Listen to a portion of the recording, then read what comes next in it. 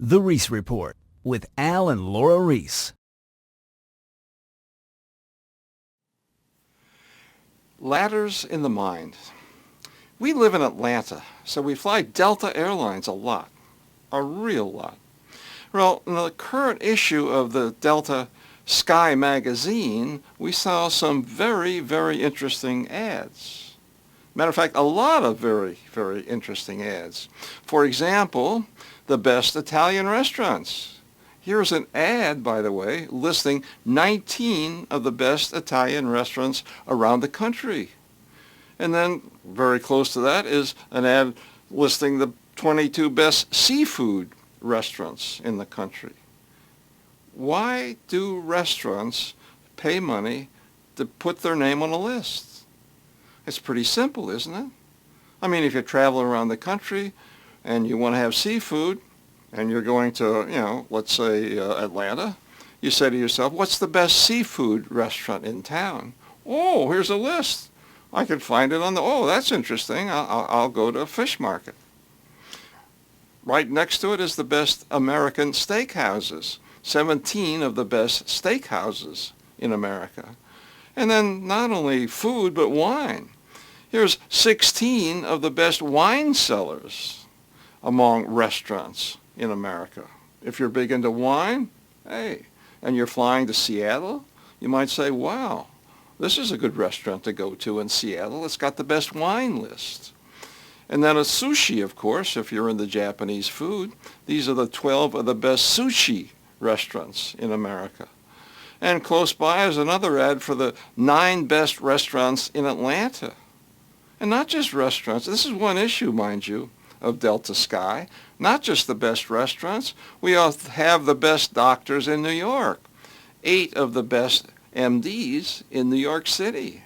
And would you believe, we got 7 of the best credit and debt professional organizations. I mean, you spend too much money on your airline ticket and you're in debt. Might want to look up one of these credit and debt professionals. Why do advertisers do this? Well, think about it. Think about it from the advertiser's point of view. I mean, let's say you own a restaurant. And I just took an ordinary restaurant, Panino's restaurant, okay? So Panino says, hey, we got to increase business. Maybe we should advertise. So what should they advertise? I mean, the food, the atmosphere, I mean, the service, the prices, the specials, I mean, the signature dishes.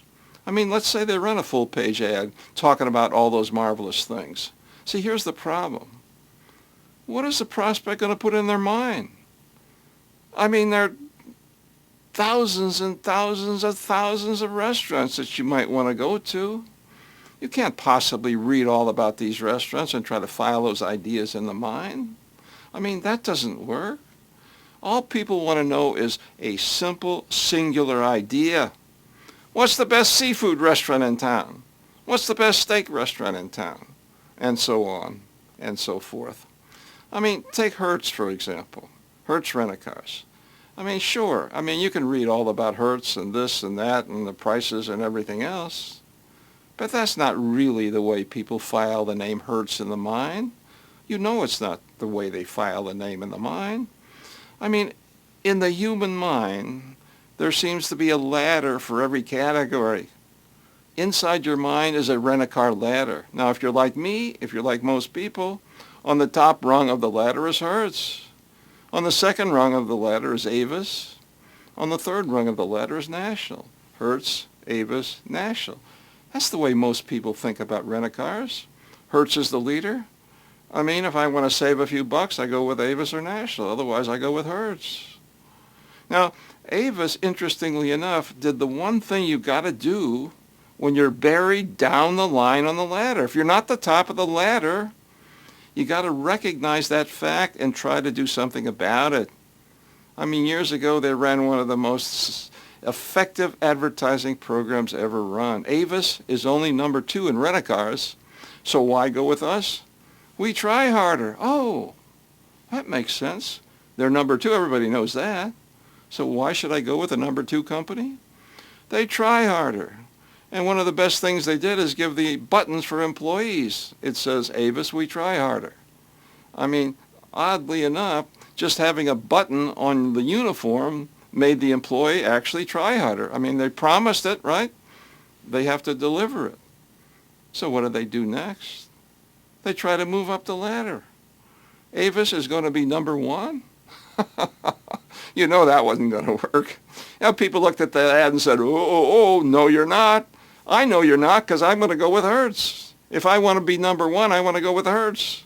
I only go with Avis if I want a company that tries harder. Look at the cola ladder. It's always the same thing.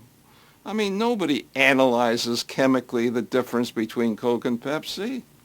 They just know that Coke is the top rung of the ladder, Pepsi's on the second rung, and RC, Royal Crown Cola, is on the third rung of the ladder. But see, here's a problem. Third place is no place. I mean, Royal Crown's market share is dink compared to Coke and Pepsi. I mean, I don't care how much money they spend on advertising, me and my RC. I mean, they can advertise that forever, and it's not going to increase their market share. What should they do? They should deal with the issue of being in third place on the ladder, and they should think about what's in the mind of the cola drinker out there, and somehow relate Royal Crown to Coke and Pepsi. You know, there's an example of how you do this from history. Go back quite a few years. Back in the early 30s, the two big automobile brands were Chevrolet and Ford. If you wanted an entry-level, inexpensive car, you only had two choices. You had Chevrolet and you had Ford. Well, Chrysler back in those days bought a low-price car called Plymouth. They actually bought the brand. And then they relaunched the brand with one of the most effective advertising ideas ever utilized. And here it is. Look at all three. See, this is what you got to do. If you're on the third rung of the ladder, you got to relate to the brands that are on the other rungs. And look at the numbers.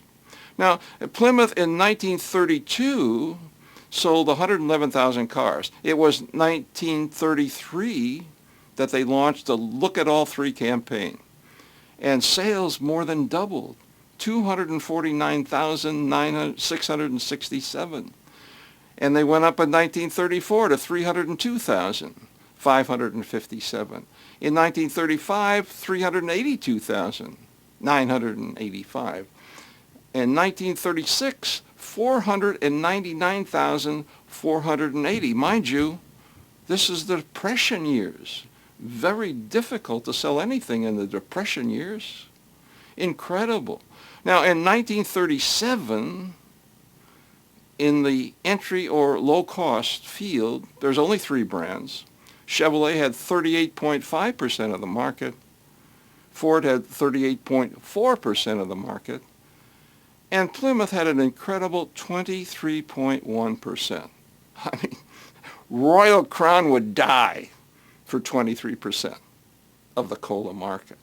You got to relate to what's in people's minds, and people don't file brands with attributes and all those other things that you might read about in the advertising. People file brands on ladders in the mind. I mean, look at the credit card ladder. You want the leading brand, you go with Visa. You want the number two brand, you go with MasterCard. So what's the number three credit card brand? I don't know. Most consumers don't know. Number three is nowhere. And look at the appliance battery market. Duracell, number one. Energizer, number two. And number three, who knows? Who knows what the third largest selling battery brand is? Commercial airplanes, we have Boeing, we have Airbus, and we got nobody. Two brands, 10, that dominate every market. Therefore, if you're in third place particularly, you got to deal with this reality. You got to deal with the reality that most people have no room in the mind for number three brand. The Ries Report with Al and Laura Ries.